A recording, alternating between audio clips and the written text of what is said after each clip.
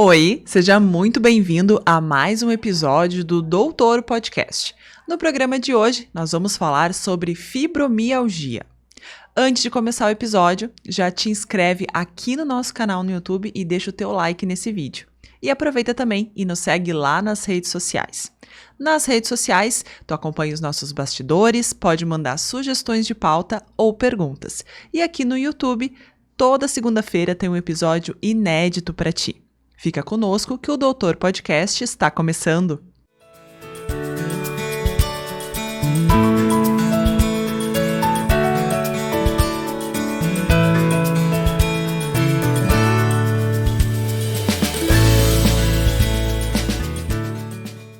E conosco no programa de hoje, o Colégio Sinodal Educando para a Liderança, Clínica Visuale, Odontologia e Saúde Integrada, Móveis Heinheimer e Garbo Decor, os nossos patrocinadores oficiais da casa, responsáveis pela decoração e ambientação do nosso estúdio.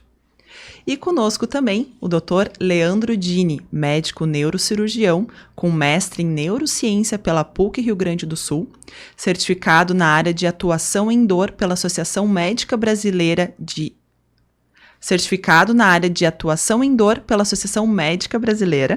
membro da Sociedade Brasileira de Intervenção em Dor, com complementação e especialização pela Universidade do Arkansas e serviço de neurocirurgia pela Alemanha. Conosco também, Carla Lorenzini, fisioterapeuta, graduada em fisioterapia pela Fevale, pós-graduada em osteopatia, formação técnica em reeducação postural global, reequilíbrio somato-emocional e podoposturologia em ênfase e reprogramação técnica postural, método S4D do tratamento de escoliose e método Pilates e método RCA 360. Gente, sejam muito bem-vindos. No programa de hoje, que a gente vai falar sobre fibromialgia, eu gostaria de perguntar para o Dr. Leandro Dini, caracterizar o que é a fibromialgia, como é que ela se apresenta, como é que a gente pode caracterizar ela? Legal. Em primeiro lugar, obrigado, Larissa, pelo convite. É um prazer compartilhar com vocês aí de debater sobre um assunto tão importante, né, na minha área de atuação e da Carla. Parabéns ao canal Penso Mais aí pelo projeto que desenvolve, né? Bom, a fibromialgia ela é uma doença crônica que se traduz como um quadro de dor difusa, generalizada, né? Que é acompanhado de vários outros sintomas, né? Por isso a gente chama de uma síndrome de dor, um conjunto de sinais e sintomas que se manifestam. E além da dor, como marcador principal, existem outras alterações clínicas que são relevantes, assim, fundamentais no diagnóstico. É uma doença bastante prevalente, comum, vamos dizer, na população, a cada 100 pessoas, 3 padecem de fibromialgia. Nossa, é um número bem expressivo. Pensando na população brasileira, assim, é um número bastante expressivo. Acomete mais mulheres do que homens, uma proporção assim, de 8:1, né? 8 mulheres para cada homem, mas não se sabe se isso, que fator que tem, né? Não, por trás, se tem algum fator genético, hormonal não, porque as mulheres mesmo após a menopausa podem desenvolver fibromialgia. E é uma das causas assim de sofrimento crônico nas pessoas quando não tem esse diagnóstico e quando esse diagnóstico é retardado, né? Ele não é pensado e as pessoas sofrem muito até chegar no diagnóstico. Então, procuram especialistas, procuram clínicos, procuram tratamentos de várias ordens e às vezes falta fechar esse quebra-cabeça, o diagnóstico da fibromialgia. Então, ele sempre deve ser pensado em alguém que padece de dor crônica, dor difusa, entre aspas, né, em todo o corpo. E isso a gente tem que levar em consideração. Quando a gente fala em dor difusa em todo o corpo, ela apresenta literalmente no corpo todo ou cada pessoa tem em uma área diferente? Antigamente, para se enquadrar como fibromialgia, se contabilizava, né, se contava os pontos dolorosos. Vamos dizer, de 18 pontos pré-determinados, a pessoa tinha que ter dor em 11 desses pontos. Na prática, isso não foi muito producente assim, no diagnóstico, então, basicamente assim, imagina dividir o corpo em 4 quadrantes. existe dor nos 4 quadrantes. Ou se a gente dividir um corpo em 2 metades, existe dor nas 2 metades, tanto acima da cintura quanto abaixo da cintura. Então, se alguém começa a queixar, a sentir dor em vários lugares do corpo, dor que caminha, e esse quadro tem um padrão crônico, ou seja, ultrapassa 3 meses, tem que se pensar na possibilidade de fibromialgia. Diante disso, a gente tem que buscar, até porque o diagnóstico ele não depende de exame complementar, é um diagnóstico clínico, né, que o profissional de saúde, seja o médico ou o fisioterapeuta, tem que pensar quando a pessoa relata esse quadro de dor e a gente complementa, às vezes direcionando a entrevista, né, porque tem algumas características muito peculiares do fibromialgico, do paciente com fibromialgia. Um deles é a má qualidade do sono, o sono não reparador. A pessoa dorme, mas acorda de manhã como se não tivesse dormido o suficiente. Não está bem, né? O sono não foi legal, foi interrompido. Isso é muito característico pensar em fibromialgia. Segunda característica super importante é que essas dores elas são acompanhadas de sensação de fadiga, de cansaço, né? A pessoa está cansada, parece que fez uma maratona, né? Não se sente com força, com potência muscular, né? Se sente fadigada e cansada. Isso é bastante sugestivo. Outra característica que é comum é alguma alteração chamada cognitiva. A pessoa tem algum comprometimento da atenção, da memória, do raciocínio. Muito comum alteração de humor, né? Porque alguém que sofre de dor, dia sim, outro também, acaba ficando com ansiedade, antecipando situações que vão causar dor, se privando de outras situações. Então, a ansiedade é comum, um quadro depressivo também é comum. Também é bastante relatado distúrbio intestinal, é chamado síndrome do intestino irritável, né? Então, períodos de constipação, períodos de diarreia, eventualmente. Então, isso também é comum nessas pessoas.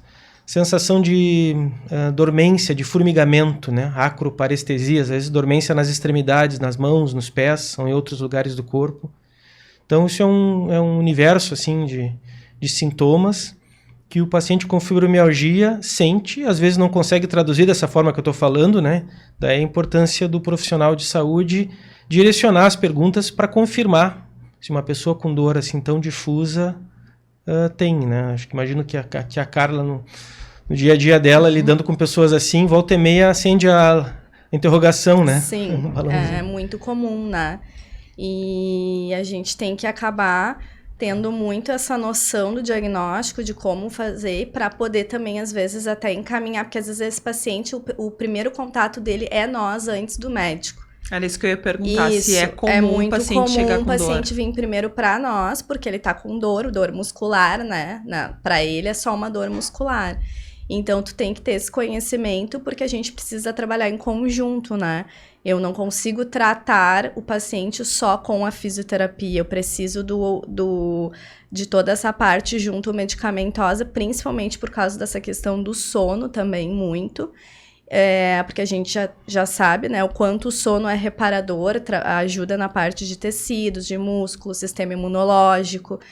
Então, isso é muito importante. Não adianta o paciente fazer todo um trabalho comigo ali de técnicas, que nem a gente usa para o paciente de fibro, muito um tratamento biopsicossocial hoje na fisioterapia, né? O que é o biopsicossocial? O biopsicossocial é um tratamento onde tu pensa no todo do paciente. Tu quer saber o que ele está fazendo, atividades físicas, que é uma coisa que eu vou falar bastante, que hoje o remédio na área da fisioterapia é a atividade física.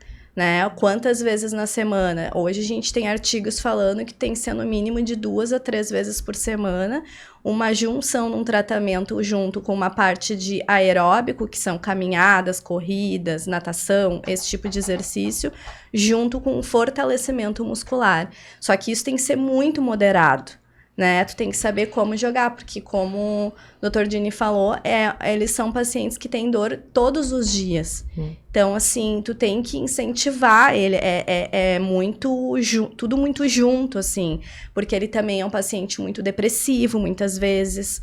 Então, a parte da atividade física, ela entra em conjunto com tudo isso. Tu tem que saber como é que estão as relações sociais, porque hoje a gente sabe que um paciente que está com dor todos os dias, ele deixa de frequentar locais porque ele está com dor. Então, tudo isso afeta. E no dia a dia, o contato que ele tem muito mais é com o físio, né? O médico, ele vai ir regularmente, mas muitas vezes é a gente que tem que ficar. Então, eu gosto muito também de falar dessa parte psicológica, tem que ser trabalhada, a gente tem que ter um profissional, um psicólogo que nos ajude nisso também. Então, é um conjunto de profissionais, né? São vários profissionais em conjunto para esse paciente começar a melhorar. Hoje também a gente usa muito a técnica do mindfulness. Quer explicar pra gente um pouquinho sobre o que o mindfulness hoje é muito usado, que é para diminuir a ansiedade desse paciente, né? O que é o mindfulness? É tu te concentrar no teu presente. Então, não ficar pensando tanto no teu futuro e nem no teu passado. Isso ajuda muito o paciente a focar, e isso já tem estudos falando que diminuiu a dor. Aqui e agora, né? Isso, diminuiu a dor, tirou um pouco da ansiedade desse paciente, né? Que é um paciente que tem muita ansiedade também, né? Então, assim, é muito importante esse conjunto, né, do tratamento, assim, fazer tudo muito junto e mostrar para o paciente isso, né? O quanto isso é importante, o quanto isso vai fazer com que ele vá melhorando, e não vai ser do dia para a noite, né? Porque é uma doença crônica, né? Esse termo que a Carla usou questionaste, né? Biopsicossocial, ele faz parte do conceito atual de dor, né? Então, a dor, conceitualmente, é um fenômeno, é uma sensação emocional e física desagradável que que traduz lesão de algum tecido corporal ou potencialmente essa lesão. Mas ela, antes de mais nada, é um fenômeno biopsicossocial, porque vai afetar essas esferas da vida da pessoa. É biológico porque é físico, é sentido no corpo, existe uma base física para a dor. É psico porque toda dor tem um impacto psicológico. Então, se a gente se machucar, nós três aqui, se tivermos um corte no mesmo lugar, cada um de nós vai reagir de um jeito. Alguém pode chorar, outro pode rir, outro pode não sentir. E isso tem a ver com toda uma bagagem, com a tua lembrança, né, com o teu passado. Memórias, né? Memórias afetivas relacionadas à dor, questão religiosa, questão de humor.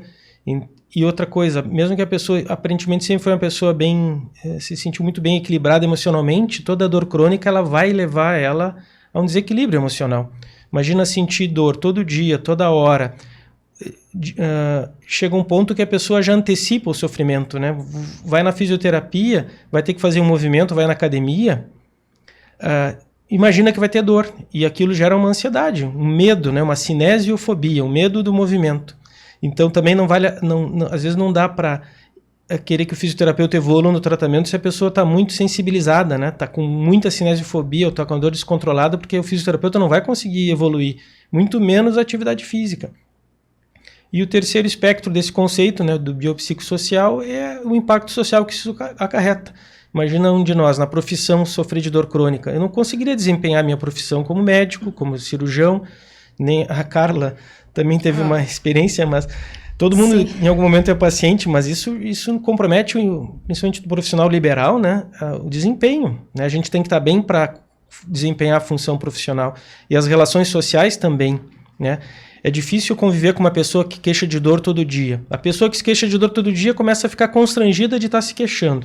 E quem escuta a queixa e que não sabe que existe uma doença por trás disso, começa a não acreditar, né? Vamos dizer, a subestimar, desacreditar. Então, a pessoa sofre do bullying, né? E fico eu imaginando, eu não tenho uma base histórica, mas o que se chamava Maria das Dores, né? O fulano de tal, ou João das Dores, Maria das Dores. Quantas pessoas com fibromialgia padeceram de preconceito, até hoje, né, padecem de preconceito, porque não tem até na questão de perícia do INSS, né, não tem um exame que mede a dor, não tem uma forma de um exame confirmatório, o diagnóstico clínico, né. Os exames, eles são importantes no diagnóstico de exclusão, de afastar outras coisas que possam simular ou se misturar com o quadro de fibromialgia, mas o diagnóstico é eminentemente clínico. Então, as pessoas até esse diagnóstico podem sofrer de preconceitos. Bom, aproveitando então que o senhor trouxe essa questão do diagnóstico ser clínico e não ter exames, né? Como é que funciona esse diagnóstico, então? Se a pessoa reclama de dor e não tem um exame exatamente que ela possa fazer, como é que é feita a caracterização em consultório para saber se é fibromialgia?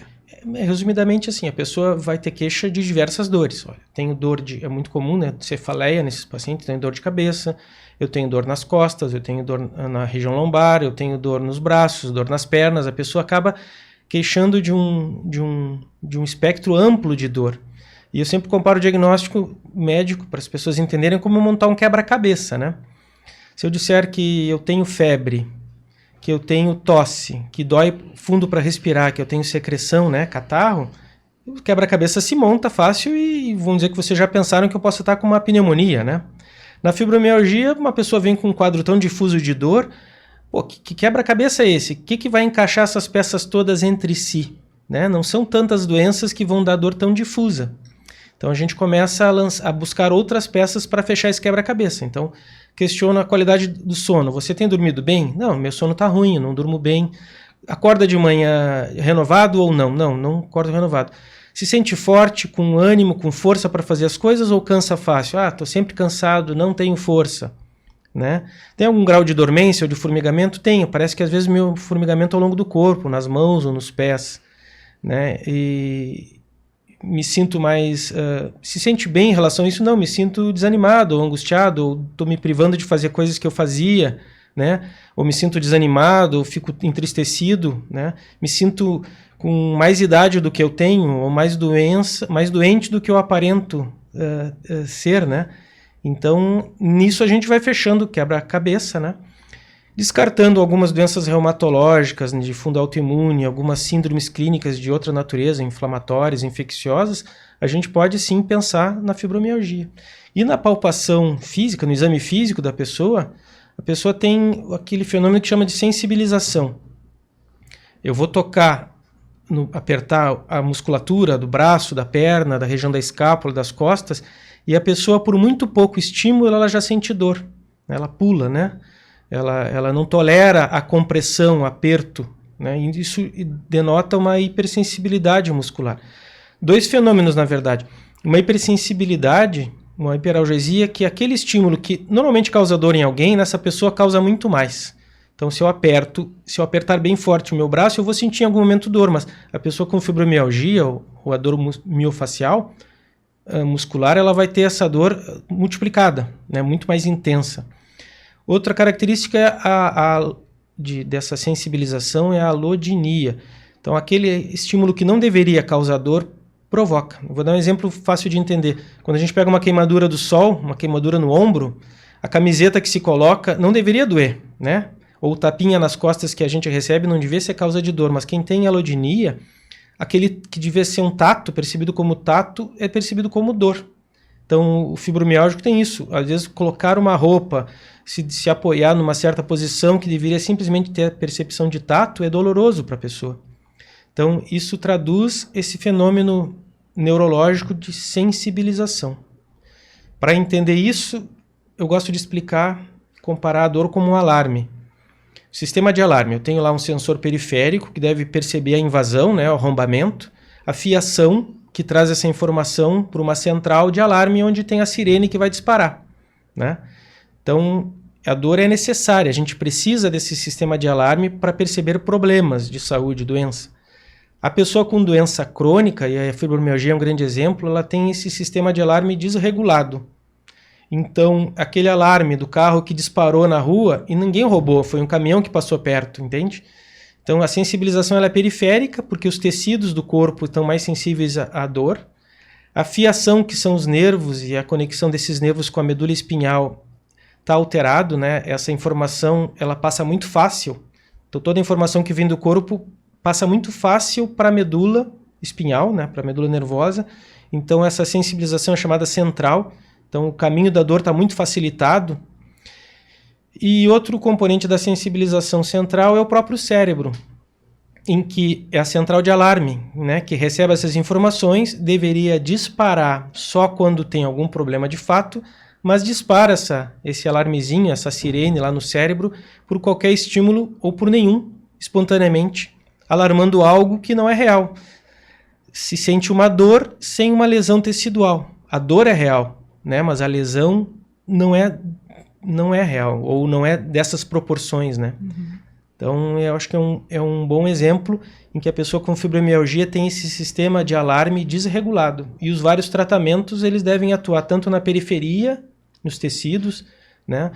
Que é o papel importante da fisioterapia, quanto na parte neurológica. A gente atua, isso que o Dr. Dini está falando, a gente atua com algumas técnicas no sistema nervoso, né? Que é isso que ele está falando, autônomo, assim.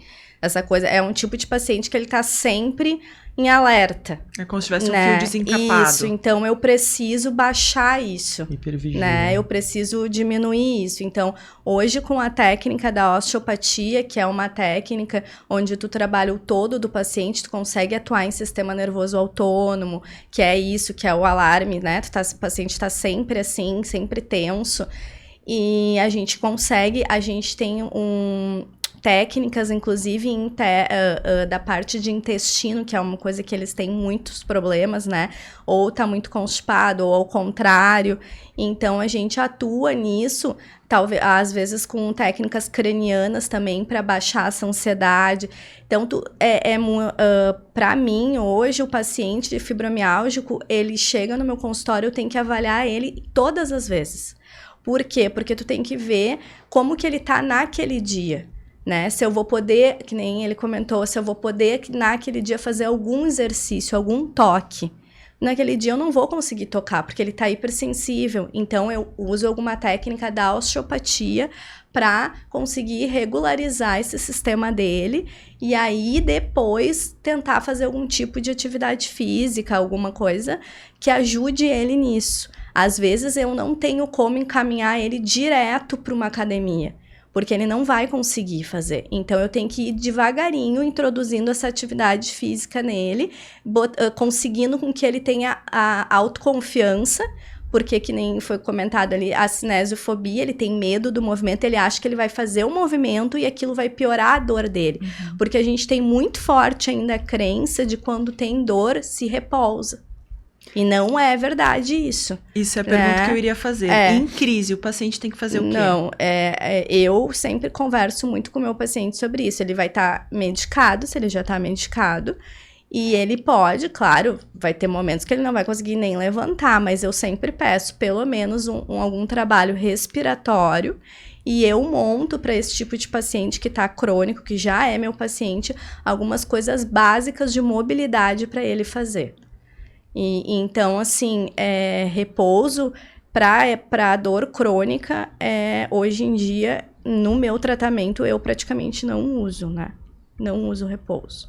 Então, indicado justamente ao contrário, quanto mais dor, mais o movimento ajuda. Isso é geral, né? É uma crença, assim, né? A pessoa tem muito forte isso, assim, tem dor. Claro que é muito fácil, né? Um paciente que tá com dor, tu chegar e dizer, não, tu tem que te movimentar. Não é assim, tu vai falar isso de uma forma e explicar para ele o quanto é isso importante. E assim, eles vão melhorando, né? Eles vão notando a melhora, eles vão ter crises mais espaçadas. É muito comum esse tipo de paciente ter crise por algum gatilho, né? Algum problema emocional, uma separação, uma perda de algum ente querido, alguma coisa nesse sentido que tenha dado um gatilho nele que desencadeia essa dor. Outra coisa, a gente mora aqui no sul, muito frio. O frio também, essa época do frio é uma época do inverno, é uma época que eles também... eu noto isso na clínica, eu tô falando parte clínica mesmo, que são pacientes que têm crises nessa época. Então, assim, eu sempre falo, vamos tentar trabalhar o que a gente conseguia antes para te deixar estável nesse momento. Outra coisa que eu acho bem importante de ser falada é a questão da alimentação, né? Porque o intestino, a parte alimentar, quanto mais inflamado, mais alimentos esse tipo de paciente usar, ultraprocessados, alimentação, isso é muito ruim para o paciente, porque inflama a parte intestinal, né? E a gente sabe que quando o intestino está inflamado, todo o teu corpo fica mais vulnerável à dor. Então, também é um paciente que tem que ter esse apoio nutricional para não desregular essa flora, toda essa parte intestinal, que a gente tem muita ligação do intestino com a dor. Então, isso também é bem importante de ser passado para ele. Às vezes, se não tem condições, daqui a pouco, de fazer todo esse acompanhamento, eu mesmo ajudo a ver, diminui o açúcar, diminui o glúten, né? Que a gente sabe que o glúten é muito inflamatório. Então, essa parte toda é muito importante para a questão da dor junto. É um conjunto, né? Bom, tu falou muito dessa questão da dor, inflamatório. Eu fiquei com uma dúvida. A dor da pessoa com fibromialgia, ela é linear ou ela vai acontecendo cada dia de uma forma? Ou a crise vem, fica 1 ou 2 semanas, fica alguns dias ou vai embora e volta? Isso é um outro desafio, né? Tanto a falta do diagnóstico de fibromialgia pode complicar a vida da pessoa, quanto o diagnóstico, porque o paciente com fibromialgia não está livre de ter outras doenças que causam dor, né? Então isso é sempre importante, não se pode subestimar a piora da dor do paciente com fibromialgia ou uma crise de dor nova, tem que ser avaliado como qualquer outro paciente, pode ter um problema novo, entende? E o contrário também. As pessoas que não têm esse diagnóstico de fibromialgia ainda acabam, às vezes, procurando especialista. A tendência é fazer exames. Se dá um crédito para aquilo que o exame mostra, o exame de coluna, por exemplo, de articulação, é natural, até certo ponto, ter alterações no exame. Agora, só porque deu alteração no exame, não quer dizer que aquilo seja a causa da dor. E isso dá margem para muita confusão. Quantos pacientes com fibromialgia se submeteram a tratamentos, às vezes invasivos ou cirurgia, em que a causa da dor não era aquela alteração evidenciada no exame, mas sim já era a fibromialgia. E quantos pacientes com fibromialgia que estão queixando de uma dor não têm valorizado essa dor porque, afinal, é fibromialgico, tudo que ele queixar é da fibromialgia. Então, isso é constante. As pessoas podem ter problemas como qualquer outra. Então, tem que ser levado em conta o porquê dessa crise. Mas a tua pergunta é bem interessante, porque não é linear a dor. Tem períodos de piora e períodos de melhora. E como a Carla falou, vários fatores externos influenciam, né? A atividade física nova, diferente do que ela está habituada, pode provocar dor, como em qualquer pessoa. Situações de estresse emocional ou piora da qualidade do sono, sobrecarga de trabalho, de tarefas. Então, sim, várias coisas podem ser gatilho para a piora da dor. E isso não é puramente emocional, tem todo um mecanismo fisiológico por detrás. Então não é voluntário, não é porque a pessoa emocionalmente é fraca ou ela quer se proteger atrás da dor, né? Tem uma explicação, uma base biológica para isso. Mas sim, o que a gente quer de um paciente com fibromialgia vamos dizer que ele está num patamar de dor, né, alto, que a gente, com as intervenções, a gente reduz o patamar para um degrau mais baixo de dor e que com o tempo esse degrau ainda seja mais rebaixado ainda, né, para que ele tenha mais qualidade de vida e vivencie menos dor constante, né? Quanto ao tratamento que a Carla falou, o tratamento de dor crônica, em geral, e a fibromialgia é um grande exemplo, ele tem que ser multimodal e multidisciplinar. Ele exige, vou dar a comparação como a gente fazer uma parede de tijolos.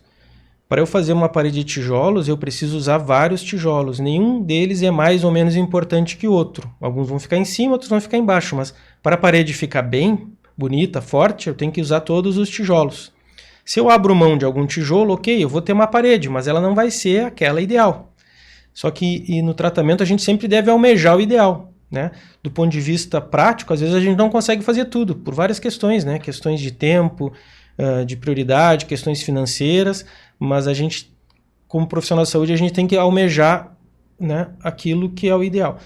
E o tratamento multimodal, ele envolve várias coisas ao mesmo tempo. Acho que a primeira delas é educação.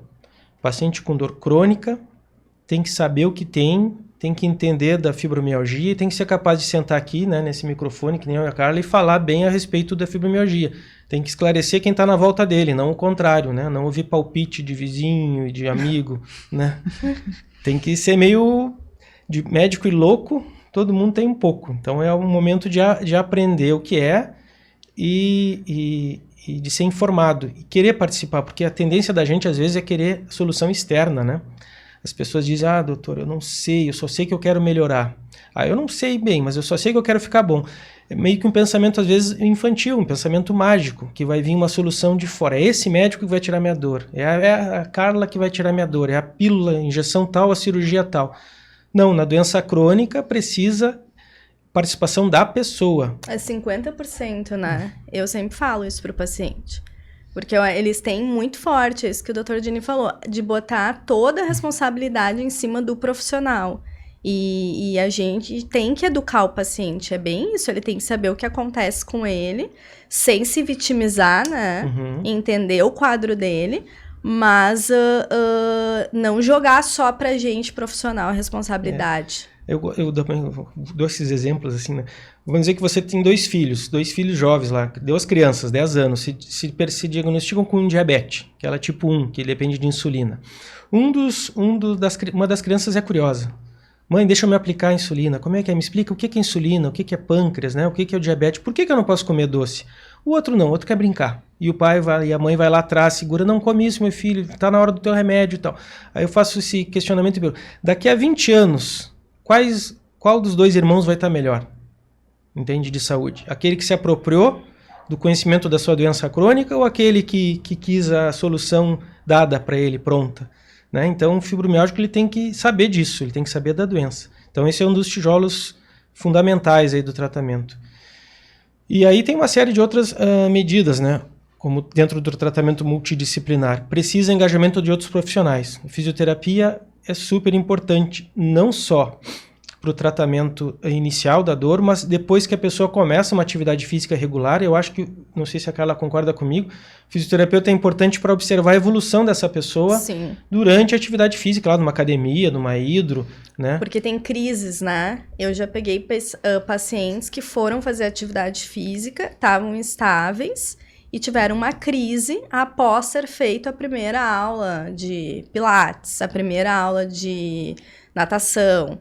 Então, a gente tem que avaliar o que foi feito e se aquilo ali dá para aquele paciente, né? Porque não existe um protocolo, né, em doença crônica, assim, pelo menos na fisio, cada caso é um caso.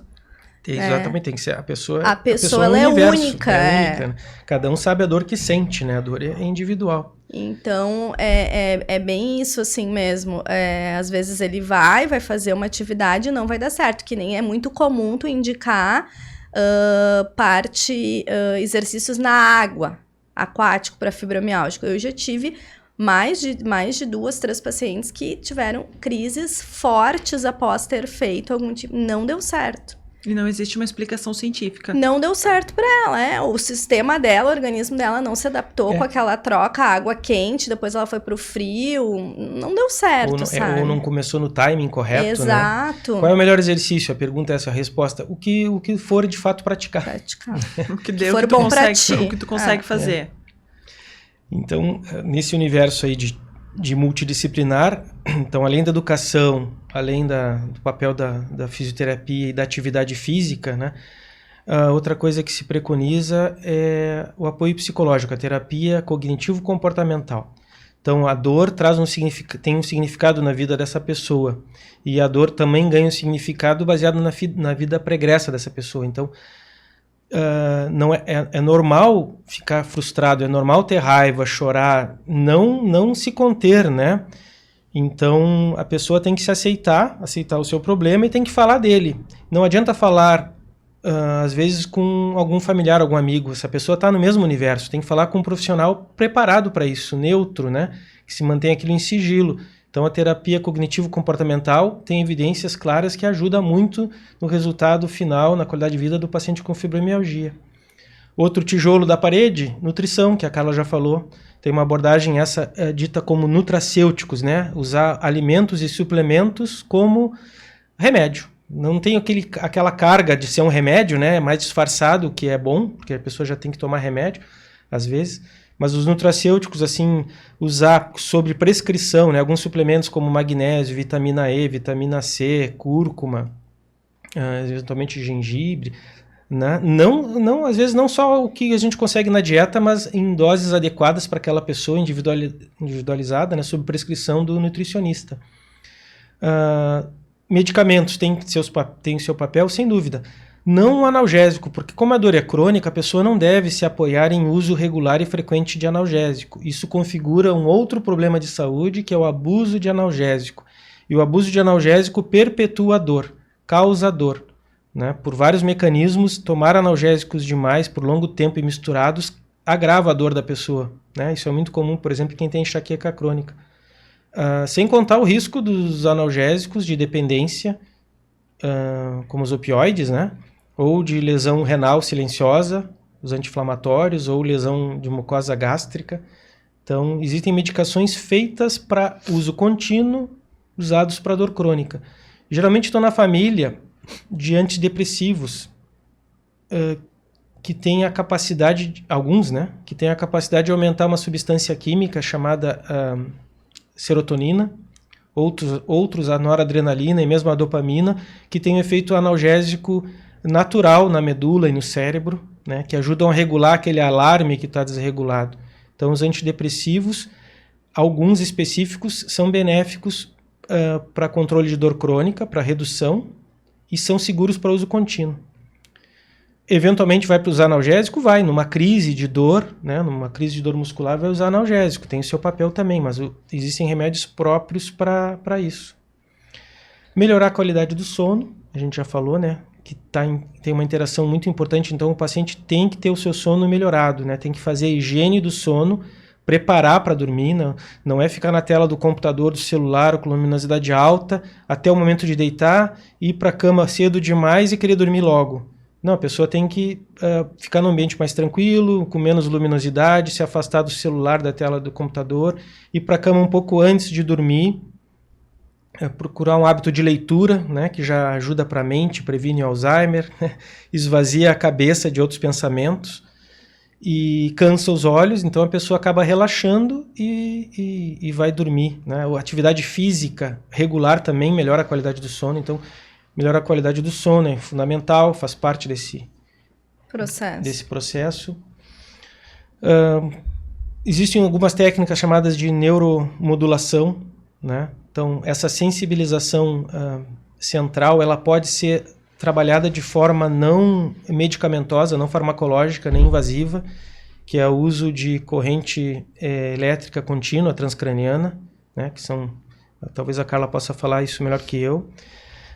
E outra técnica que é a estimulação magnética transcraniana, que é uma técnica bastante interessante que agora está disponível no nosso meio, um recurso tecnológico em que o paciente ele é colocado sob próxima à cabeça dele uma bobina, né, aproximada a uma bobina, ela gera um campo magnético super potente, tão potente a ponto de, se o profissional regula para intensidade suficiente, pode provocar movimentos involuntários da mão e do pé, até é usado essa etapa na calibração do aparelho. E esse campo magnético sobre o cérebro ele pode inibir áreas do córtex cerebral, inibir alguns neurônios que estão hiperativos ou estimular outros neurônios do cérebro que estão hipoativos. Então é uma técnica não invasiva que ajuda nesse componente de ansiedade, de depressão e de sensibilização central para a dor crônica, que é a estimulação magnética transcraniana. Ela também é usada para reabilitação pós-AVC, de fala, algumas situações graves de depressão, mas na dor crônica em si é um tijolo também importante dessa parede aí que a gente tem que construir. Então, isso é um apanhado geral do tratamento multidisciplinar, que exige várias modalidades juntas de tratamento, e interdisciplinar, que exige a interação entre os profissionais que atuam, né, com esse paciente. Hoje, que eu vejo muito na clínica, é essa questão da medicação, né? Eles quando chegam no consultório, muitas vezes eles ainda não foram no primeiro contato do médico e eles se automedicam, né? Então, eles tomam relaxante muscular como se tomasse água, porque para eles a dor é muscular, né? É uma dor muscular também, claro, mas eu digo, é crônico, não vai passar apenas com um relaxante muscular. Então, quando tu vai fazer a avaliação, é muito nítido, com algumas técnicas manuais que a gente usa, a sobrecarga do fígado, né? Então, começa tudo ali, o fígado, a inervação do fígado sai da parte torácica, da região torácica, né? Da tua coluna. Então, Então, que nem o doutor falou, às vezes tem dores nessa região da escápula e é tudo interligado. Muitas vezes tu trata um paciente na fisioterapia, a gente tem esse conhecimento, às vezes tu tem um paciente com muita dor muscular, com muita sobrecarga muscular nessa região das escápulas, da coluna torácica, não adianta trabalhar o local, porque a causa não está ali. A causa pode estar nessa sobrecarga do fígado. Então, a gente usa técnicas, né, da osteopatia na região do fígado para deixar esse fígado estabilizado, normal, e depois tu vai trabalhar lá onde sai a inervação do fígado. Que é tudo interligado, não existe isso, assim, de tu trabalhar uma região só, né? Muitas vezes aonde está doendo não é o problema. Então, isso é outra coisa que muita gente não sabe, assim. Quando tu trabalha uma dor daqui um pouco de escápula, de trapézio, que é outra região que eles têm muita dor, a gente tem que trabalhar a inervação dessa região, de qual área da coluna que está saindo a inervação daquela musculatura. Aí sim tu tá indo na causa. Claro que num paciente fibromiálgico não é só isso, mas é que nem o Dr. Dini falou, nem tudo é a fibromialgia. Né? No momento que ele sabe que ele tem a fibromialgia, ele acha que todos os problemas dele é a fibromialgia, e muitas vezes não é. Às vezes é de uma descompensação, às vezes é de alguma vértebra que não está alinhada, e daí dá todo um problema. Então, a gente tem que ter isso como profissional também. Saber que nem todas as dores daquele paciente vão ser da fibromialgia. Podem ser de outras coisas, de outras descompensações, e por isso tu tem que saber tão bem o que é a fibra, o que pode gerar essa fadiga, todas essas complicações que podem vir junto. Bom, a gente falou bastante do tratamento, falamos bastante dessa questão da automedicação, que eu acho que é muito importante a gente ressaltar para o paciente que está com dor há bastante tempo. Não tomar tantos medicamentos sozinho, isso pode ser muito perigoso, tanto quanto agravar, que nem o doutor falou. Mas eu gostaria que a gente trouxesse aqui o mapa de o que acontece se o paciente não buscar esse tratamento efetivo, se ele não for atrás dessa multidisciplinar, se ele optar em não tratar. O que pode acontecer com ele? Eu acho que o sofrimento assim, físico e emocional, né, espiritual dessa pessoa, assim, é só quem tem fibromialgia para imaginar de fato, né? Por mais que a gente lide com um paciente com fibromialgia, é difícil só estando na pele dele para saber o quanto isso de fato acomete a qualidade de vida. Então a pessoa ela pode perder grande parte da sua vida, podendo se sentir muito melhor, ou se priva de muita coisa que poderia estar fazendo, ou não evolui em alguns projetos por causa desse diagnóstico ou esse tratamento não efetivo. Outra coisa, é um ciclo vicioso, né? A dor alimenta a dor. Vamos dizer que uma dor crônica, quanto mais tempo a gente convive com ela, mais difícil de se livrar. Então, um dos gatilhos para a fibromialgia é uma dor aguda, pós-operatório, após um trauma, que não foi bem tratada. Então, a dor aguda, mal tratada, ela pode evoluir para uma dor crônica. Às vezes já se resolveu a lesão original, o trauma original, mas persiste a dor. A dor assume o papel de doença independente, né? Então, o paciente que tem uma dor crônica e não trata adequadamente, ele corre o risco dessa dor se amplificar e de ficar cada vez mais difícil se livrar dela. Então, acho que a grande importância da pessoa... Não que a fibromialgia ela vai criar outra doença, né? Não se sabe até que ponto ela não tem a capacidade de criar outra doença pior. Mas a fibromialgia ela já é ruim por si só, né? E a pessoa vê passar a sua vida, alguns anos da sua vida, no período que ela é mais produtiva, ou que poderia se sentir melhor. Eu digo para os pacientes, o melhor dia da sua vida de saúde é hoje. Ontem já passou, amanhã nem chegou. Então, hoje é o melhor momento de saúde, né? Então, tem que se sentir melhor a partir de hoje, tem que querer melhorar. Então, acho que é esse o recado, né? É não tolerar e não conviver com a dor e buscar apoio profissional, né? Saber que é uma jornada difícil, que é uma construção, né? Não tem uma solução mágica e imediata, que é uma combinação de fatores, né? Eu gosto de falar muito para o paciente de ele não normalizar a dor, né? Não achar que isso é o normal, ele acordar e dormir todos os dias com a dor. Ele tem que tentar achar sempre uma maneira de melhorar isso, por mais que seja uma doença crônica. A dor ganha uma personalidade, parece um papagaio de pirata no ombro, assim, né? Tipo, a minha dor, né? E, assim, ao meu ver, o não tratar, que nem o Dr. Dini falou, além da pessoa estar muitas vezes numa idade produtiva de trabalho, ele perde muitas oportunidades, né? Eu já tive pacientes que perderam oportunidades de trabalho muito boas por causa dessa dor. Né? Não acordou bem naquele dia, não pôde ir na entrevista de emprego, uma coisa muito séria. Então, afeta muito nesse modelo que a gente falou ali, biopsicossocial. A pessoa ela vai perdendo coisas da vida dela, não pôde ir num aniversário de um neto, né? São coisas bem, bem sérias, assim, não pôde ir numa festa de casamento de, sei lá, da sobrinha. Então, assim, são coisas muito fortes que acontecem na tua questão social, em todos os teus âmbitos, assim, e eu vejo isso como uma das piores coisas que pode esse paciente perder, né? Não se tratando, assim. A dor crônica, ela vai trazendo alguns fenômenos emocionais, assim, psicológicos em todos nós, né?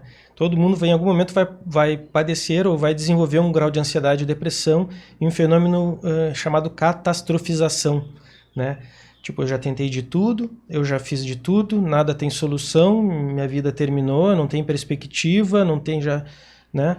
Daí o paciente ele chega com uma carga emocional, né, muito grande e já coloca na mesa, assim, que já fiz tudo, já passei por vários profissionais, já usei mais medicação, nada resolve comigo. Não falar brincando, se nada resolve, né, por que está aqui? Significa que está querendo melhorar, que há esperança. Então, vamos ver, vamos parar para ver o que já passou, o que de fato fez, que medicação que usou da forma certa, correta, apostou só nisso ou fez outras coisas em conjunto, né? Porque o grande desafio da fibromialgia é ter que fazer várias coisas juntos e depende muito de persistência, de resiliência da pessoa, de dedicação, de investimento às vezes, então é bem complexo. Bom, dentro de tudo que nós falamos aqui no programa hoje, tem algo que vocês acham importante, pertinente a gente ressaltar ou falar de forma mais abrangente? Eu falaria, né, para quem tem fibromialgia, que hoje em dia, os profissionais estão com uma gama muito maior de tratamento, né? Então, a gente consegue estabilizar esse paciente desde que ele queira também, né? Que nem a gente falou, depende muito da pessoa e que não normalize a dor, né? Isso é uma coisa que eu bato muito na tecla, não só com a fibro, mas outras doenças também que são crônicas que o paciente tem. A gente não tem que aprender a lidar com a dor, né? A gente tem que aprender a diminuir essa dor e ter qualidade de vida. Isso é o que eu bato muito na tecla e trabalhar no conjunto, né?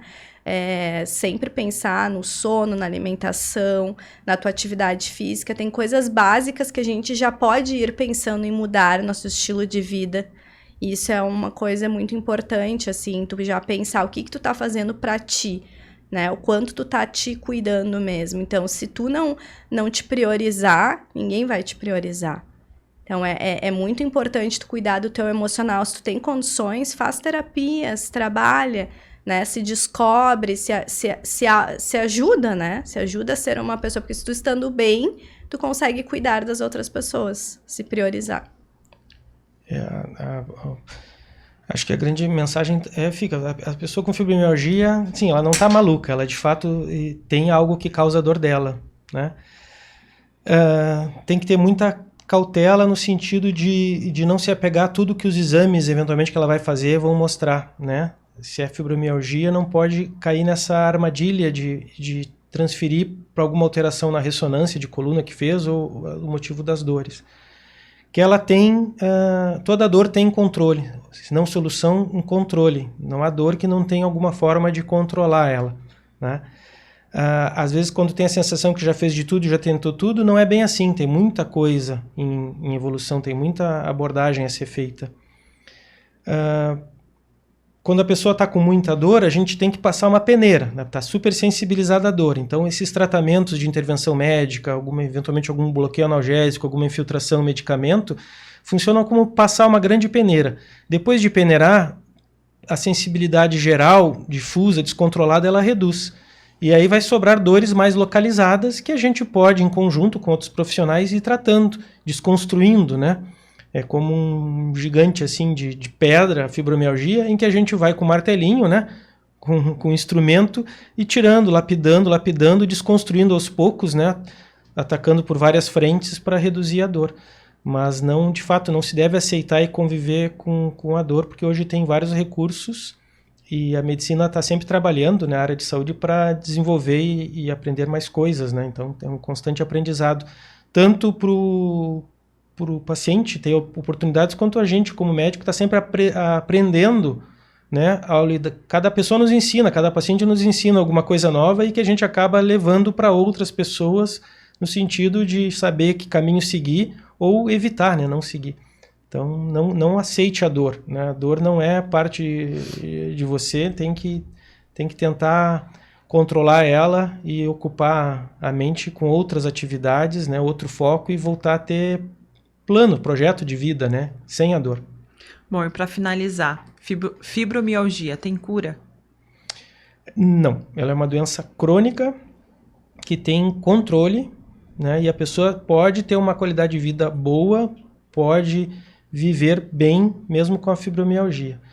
Ela pode surgir ao longo da vida, né? E como a Carla falou, podem surgir traumas, gatilhos que desencadeiam uma dor aguda maltratada, uma situação de estresse emocional crônico. Então, a pessoa, quando reconhece que está se instalando uma dor nela e essa dor está sendo persistente durante meses, deve procurar atendimento, porque pode estar desenvolvendo um quadro de fibromialgia. Então, às vezes, isso pode ser modificado, essa trajetória, né? Mas não tem uma solução simples, né? Precisa um tratamento continuado, uma mudança de estilo de vida. Se eu dissesse assim, eu digo para o paciente, depois da fase crítica, que envolve vários tratamentos, a longo prazo, se eu tivesse que apostar em alguma coisa, eu diria estilo de vida, atividade física regular, melhor qualidade do sono, melhor alimentação. Mas esse, às vezes, não é o caminho mais fácil, né? O caminho mais fácil é tomar um remédio, o caminho mais fácil é submeter uma cirurgia, né? O caminho mais difícil é aquele que depende da pessoa, né? Que é essa mudança de estilo de vida, mas a longo prazo é isso que vai livrar ela de medicação, de consultas, de intercorrências, né? Então ela vai crises, né? Crises, é isso aí. E nesse meio do caminho, a gente sabe dizer do que ela vem, proveniente da onde que ela surge? Aí tem várias teorias, né? Fator genético. Se acredita que as pessoas com fibromialgia podem ter um polimorfismo genético, assim, não uma mudança de um gene, mas uma ordem, uma sequência diferente de proteínas que compõem o DNA. Se desconfia disso porque é mais comum, um pouco mais comum dentro de uma família que tem uma paciente com fibromialgia, ou um paciente, ter outro familiar de primeiro grau com fibromialgia, mas não explica tudo. A situação psicológica, esses traumas, as situações de dor ou de estresse de grande impacto são gatilho. Se acredita também que as pessoas têm alguma alteração a nível cerebral, né, na via inibitória da dor. Todo mundo tem um sistema no cérebro que inibe a dor, que controla, que modula a dor. Então essas pessoas com fibromialgia, elas podem ter por algum fator neuroquímico uma mudança, né, nesse sistema inibitório de dor. Uma das teorias até que justifica o uso do canabidiol, né, do cannabis, não como tratamento único, como complemento, é que as moléculas naturais que semelhantes ao cannabis, elas estão em falta nessas pessoas, esses neurotransmissores, eles estão em falta no sistema nervoso, da medula e no cérebro desses pacientes. Então, quando eu uso uma medicação, no caso o canabidiol, que tenha uma forma molecular parecida com essas substâncias naturais, ele se acopla nesses receptores e ativa esses receptores que são inibitórios da dor. Então, é uma outra teoria. Então, não se sabe a real causa, se sabe dessas características, isso está em estudo, mas parece que tem um pouco de tudo isso, sabe? E existem subgrupos de fibromialgia, isso também se estuda bastante. A fibromialgia não é um pacote, assim, um carimbo, uma tatuagem igual para todo mundo, né? Há pessoas com graus variados de fibromialgia, alguns respondem mais a uns tratamentos, outros de intensidade. Depressão é comum? Depressão é comum. 40%, 50% dos pacientes com fibromialgia têm depressão, mas metade não tem depressão, tem a dor e não tem depressão, né? Então, é muito... Tem vários subgrupos, né? Exatamente. A gente tinha ali na Fevale, não sei se eles mantêm, eles tinham um projeto de fibromialgia na Fevale. E justamente isso, eram divididos em subgrupos. Porque, bem isso, assim, tinha pacientes que tinham depressão, tinha pacientes que não tinham, tinha pacientes que a gente fez estudos, tipo, quase todas tinham algum gatilho emocional, problemas emocionais. Então, era muito interessante isso, porque no início do tratamento, tu pegava até pacientes, a grande maioria mulheres, até um pouco agressivas, né, para iniciar o tratamento, assim. Vou participar, vamos dizer assim, vou ser cobaia dessa técnica, né? Então, assim, lá vai eu de novo, né? Então, assim, tu tinha que fazer toda uma explicação. Nem o Dr. Dini falou, não se sabe de onde vem. A gente também tá aqui estudando e vendo, né? Então, assim, são pacientes que têm trocas de humor muito seguido, assim. Então, para te tratar esse tipo de paciente, tu também tem que entender isso. Vai ter dias que a dor, ela tá tão forte que aquele paciente vai entrar no consultório muito irritado. E tu tem que saber trabalhar e baixar um pouco isso, conversar. Por isso que eu sempre brinco, né? Que o fisioterapeuta, ele tem que entender um pouco de psicologia também, porque tu vai pegar aquele paciente em vários graus, né? Cada dia um dia. E saber dosar a fisioterapia também, né? Às vezes acham que tem que ir todo dia, jamais, né? O tipo de trabalho que tu faz com esse paciente, ele é totalmente diferente de um trabalho que tu faz com um paciente, por exemplo, de hérnia de disco. Então, isso tudo tu tem que ter esse entendimento que, às vezes, o excesso da fisioterapia também não é legal para esse tipo de paciente. É bem importante ter esse mecanismo todo de entendimento da técnica também, né? Gostaria de acrescentar mais alguma coisa, doutor? Acho que perfeito, acho que é isso aí. A gente tem que buscar ter empatia pelo paciente, mas às vezes é um desafio, falando como profissional de saúde, né? Acho que todo mundo em algum momento passou por isso. São pacientes, às vezes, difíceis de lidar, porque mesmo para o profissional que lida com esses pacientes, a gente tem uma formação que quer sempre ajudar, e às vezes a gente se sente limitado em ajudar. A gente tem uma certa frustração pessoal, né? Uma certa impotência, e isso, às vezes, se a gente não trabalha isso, né, não pensa nessa forma, a gente acaba fugindo desse paciente, ou evitando, ou encaminhando, né? Então, um desafio para o profissional da saúde é entender essa pessoa, saber que a gente vai poder ajudar num lado, mas outras vezes a gente não pode ajudar em tudo, saber que essa pessoa está com uma carga emocional, às vezes, muito grande, né, e libera, transfere para a gente isso, né, e a gente não pode contra-transferir, né, chamada contra-transferência, a gente deve absorver aquilo, entender, né, lidar com franqueza, né? Alguns pacientes até não gostam muito da franqueza, né?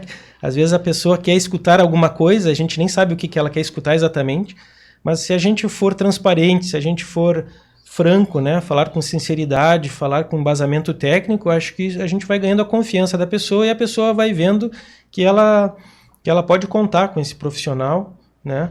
Mas a gente deve trabalhar em equipe, né? Sozinho é difícil lidar com esses pacientes, né? Até alguns anos atrás eu idealizei um modelo, assim, uma clínica de dor, né? E lá a gente acaba tendo vários profissionais próximos, juntos, para atender, porque eu via que esses pacientes, quando eu atendia só como neurocirurgião isoladamente, assim, os pacientes, eu encaminhava a opinião de um psicólogo, de um fisioterapeuta. Eu não sei aonde ele ia, quem ele ia procurar, demorava 1 mês ou 2 para voltar. Né? Então o paciente já é situação difícil de resolver, e se esse sistema cria esses vícios, né? Então a tendência de ter equipe multidisciplinar para atender, profissionais que se falam, que se encontram, que se confiam, isso é bem importante, às vezes é diferencial, né? E último comentário, né? Primeira coisa que eu às vezes acabo recomendando é psicoterapia. As pessoas resistem a isso, né? Há um preconceito, né? Mas eu não tô lá, eu fui lá por dor, eu não tô lá porque eu tô louco, deprimido.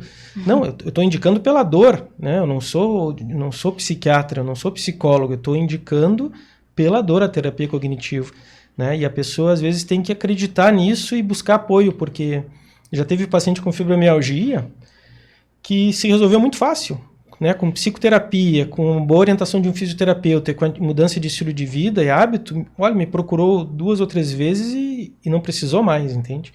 Então, tem isso também. A pessoa tem que estar, do mesmo jeito que o profissional tem que estar aberto, né? A pessoa que está buscando ajuda, ela tem que estar, de fato, decidida a querer melhorar, aberta a escutar coisas diferentes, porque ela já tem muito preconceito, né? Ela já ouviu muitas coisas, já ouviu de profissionais muitas coisas, já tem uma pilha de exames que está dizendo várias outras coisas, ela já tem construído na mente dela um modelo, e quando a gente vai lá e tenta mudar isso, né, desconstruir esse conceito que ela tem, esse preconceito que está estabelecido, às vezes é difícil. Então a pessoa tem que estar aberta e querendo de fato até onde ela quer melhorar, até onde ela está a fim de ir, né? Tem esse componente também, então é um tratamento em conjunto. É isso então, pessoal. É isso. Muito obrigada pela participação de vocês, obrigada por essa aula aqui conosco, né? E a gente agradece também a presença do Colégio Sinodal, Educando para a Liderança, a Clínica Visuale e Garbo Decor Imóveis Heinheimer. Muito obrigada também pela tua audiência, pela tua participação, e na semana que vem o Doutor Podcast está de volta.